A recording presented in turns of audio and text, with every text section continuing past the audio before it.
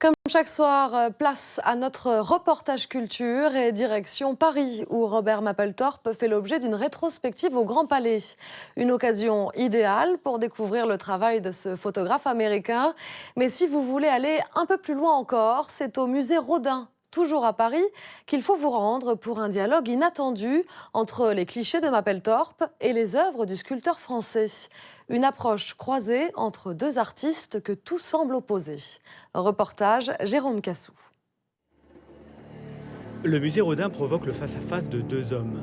L'un, photographe new-yorkais, devenu la légende des années SIDA, et l'autre, Auguste Rodin, célèbre sculpteur du 19e siècle, amoureux des femmes, comme Mapplethorpe des hommes.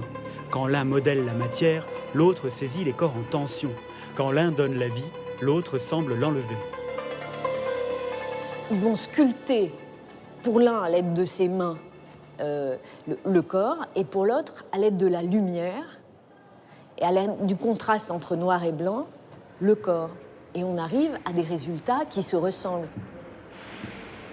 Qu'est-ce qu'on fait quand on veut faire de la sculpture? Alors d'abord, on imprime au corps des mouvements différents, des mouvements qui appartiennent au grand répertoire de la sculpture, et on revient à certains grands classiques de la sculpture, et là il y a croisement entre les deux œuvres. Qu'est-ce qu'on fait encore? On utilise les drapés pour accentuer certaines formes, certains mouvements, pour donner une sorte de dramaturgie aussi au corps, et les deux sont maîtres dans la discipline, et on va aussi essayer de donner un sentiment de matière.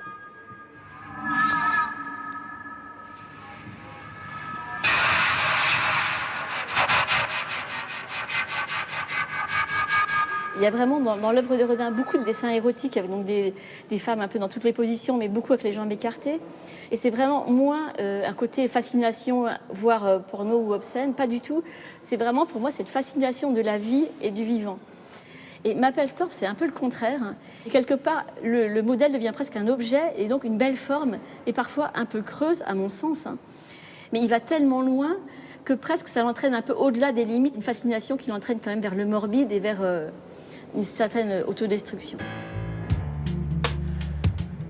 Le musée Rodin a réussi le tour de force de tirer les fils qui relient les deux artistes à près d'un siècle d'écart. On aurait presque l'impression que les deux hommes se sont connus. Mouvement, tension, corps, lumière ou noir et blanc, damnation ou érotisme tendu sont les rendez-vous fixés par le musée Rodin pour rassembler les fantasmes des deux hommes.